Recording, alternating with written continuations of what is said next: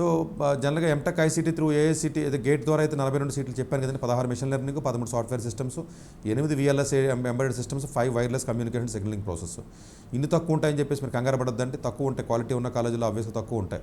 So ఇందువేళ ఎవరు counselling వచ్చారు, మనకి అక్కడ ఒరిస్సాలో కిట్ ఉంటుంది కదండి, కిట్స్ ఇంజనీరింగ్ కాలేజ్ ఉంటుంది కదా, కంప్యూటర్ సైన్స్ ఫస్ట్ ఇయర్ 4,000 మంది ఉన్నారట, 3,500 మంది. ఏంటి ఫస్ట్ ఇయర్ 1 ఇయర్గా 3,500 మంది అంటే కళింగ ఇన్స్టిట్యూట్ ఉంది కదా అది. సో అన్ని మందిని ఎలా తీసుకుంటున్నారో మనకు అర్థం కావట్లేదు. సో ఇంటేక్ వచ్చేటప్పటికి, నాన్ గేట్కి వచ్చేటప్పటికి టోటల్ ఇంటేక్ 14 ఉన్నాయండి. 5 seats machine learning, 4 seats software system, 3 VLSI design embedded, 2 వచ్చి వైర్లెస్ కమ్యూనికేషన్ సిస్టమ్. ఈ 2 ఏంటి 3 ఏంటి అని అనుకుంటున్నారు సీట్లు మీరు. అదే కదా చెప్తున్నాను, తక్కువ ఉన్న కాలేజీలో అయితే కొంచెం బెటర్ క్వాలిటీ ఉంటుందండి. మిషన్ లెర్నింగ్ ఎలిజిబిలిటీ క్రైటీరియా వచ్చేటప్పటికి మీరు అనొచ్చు, సార్ నేను ఈసీ పేపర్ రాస్తాను, బట్ నేను బీటెక్ నేను ఈసీ చదవలేదు కదా అనొచ్చు. అక్కర్లేదు, ఇది ఒక మళ్ళీ జాతక అర్థం చేసుకోండి అమ్మా.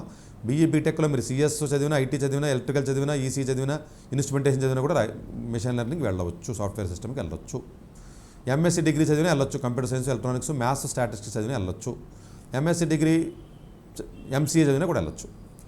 అట్లాగే నాన్ గేట్ కూడా మోరల్లెస్ అదే ఎలిజిబిలిటీ ఉంటుందండి. సో ఎలిజిబిలిటీకి వచ్చేటప్పటికి ఫ్లెక్సిబిలిటీ విఎల్ఎస్ఐకి వెళ్ళాలనుకోండి, ఎంబెడెడ్ సిస్టమ్కి ఎంఎస్సీ ఎలక్ట్రానిక్స్ చదివినా పర్లేదు, బీటెక్లో ఎలక్ట్రికల్, ఎలక్ట్రానిక్స్, ఇన్స్ట్రుమెంటేషను, ఈసీఏ చదివినా కూడా వెళ్ళొచ్చు.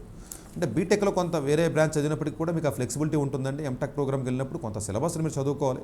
ఎడిషనల్గా సిలబస్ ఉంటుంది కాబట్టి వాళ్ళు పెట్టి ఎగ్జామ్కి మీరు చదువుకోవాలి కాబట్టి అక్కడ కొంత ఏదైనా ఇబ్బంది ఉంటే ఉండొచ్చు తప్ప, ఎలిజిబిలిటీ పర్స్పెక్టివ్లో మీరు చాలా వరకు కూడా మీకు ఎలక్ట్రానిక్స్ చదివినా, ఎలక్ట్రికల్ చదివినా, కంప్యూటర్ సైన్స్ చదివినా, ఎలాంటి రకాల కంప్యూటర్ సైన్స్ రిలేటెడ్ కోర్సెస్ ఏవైతే ఉన్నా అన్నింటిలో కూడా ఎలిజిబిలిటీ అనేది ఇవ్వడం జరుగుతుంది. ప్రాబబుల్లీ మీరు వాళ్ళు పెట్టి ఎగ్జామ్కి సిలబస్లో కొంచెం మార్పులు అయినా ఉంటే మీరు ఎడిషనల్గా ప్రిపేర్ అవ్వాల్సి ఉంటుంది తప్ప.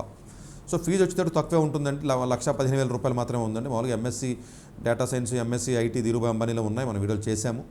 సో దాంతో కంపేర్ చేస్తే ఇది కొంచెం తక్కువనే చెప్పాలి. బట్ ఓవరాల్గా స్కాలర్షిప్స్ కూడా ఇవ్వడం జరుగుతుందండి.